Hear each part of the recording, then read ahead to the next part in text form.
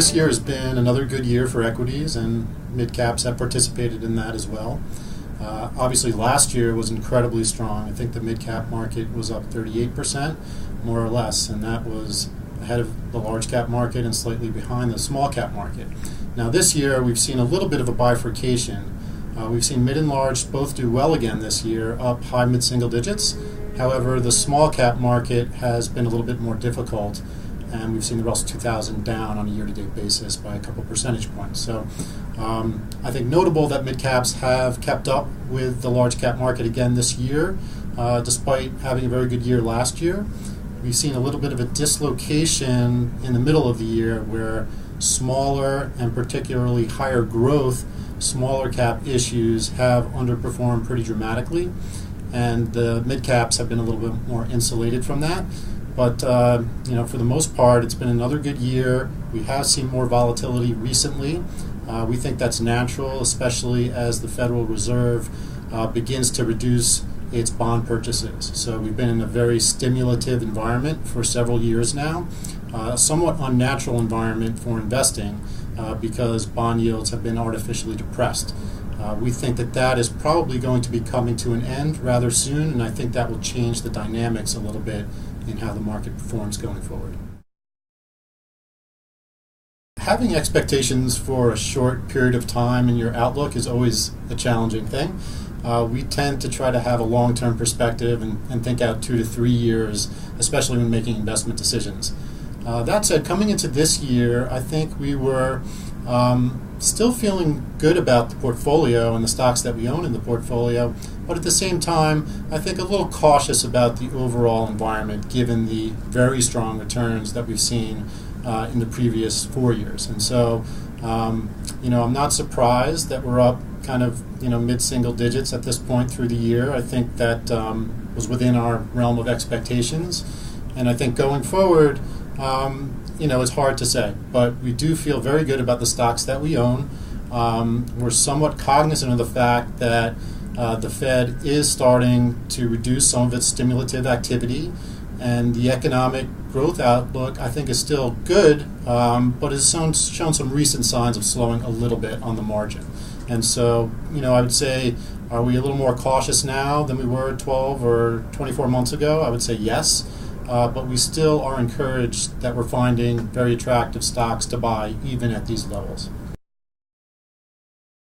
As a general comment, I would say one of the things that we've experienced in the last 5 years is somewhat anomalous in that if you look at market history all the way back to the 1930s, high-quality stocks have tended to do better than low-quality stocks over time. In the last 5 years, it's actually the first 5-year period since the 1960s where low-quality stocks have led. And we think that is primarily a function of the monetary environment that we've been in with very easy money. And so that has kind of caused all boats to rise regardless of the quality, if you will. And so it's been actually a difficult time for active managers and certainly those that focus on higher quality issues like we do. And so that has been something that's been difficult to navigate, but we've done our best.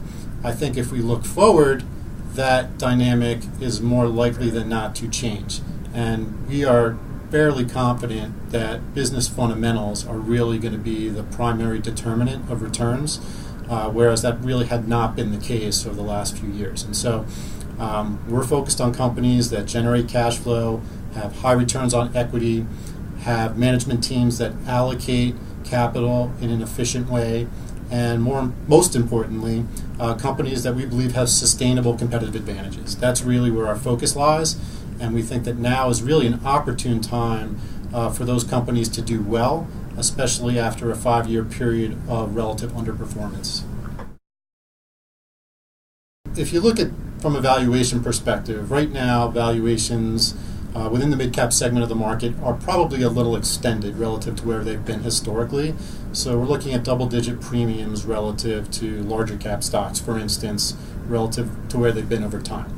So that is something that we're cognizant of and could suppress future returns to a certain degree. However, we're still finding plenty of stocks that are attractive. One area in particular is energy right now. The valuations within that sector are quite attractive relative to history and other areas of the market. And the commodity price environment has been volatile lately, and I think that's part of the reason that's the case. But even putting that aside, we're finding attractive opportunities in that area.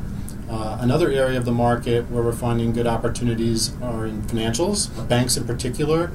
We think that companies that are trading close to tangible book value have very limited downside risk and good upside return potential, especially if we get into a more normalized interest rate environment. Areas of the market that are less attractive to us at the moment are primarily those with higher yielding types of securities. And so utilities would be an area where we're not finding a tremendous amount of value. REITs are not an area where we're finding tremendous amounts of value. Of course, there are exceptions to that. But we are finding more opportunities in segments of the market where we have good valuations and also fundamentals that are poised for improvement. One of the things that is happening in the market today is a pretty robust mergers and acquisitions environment.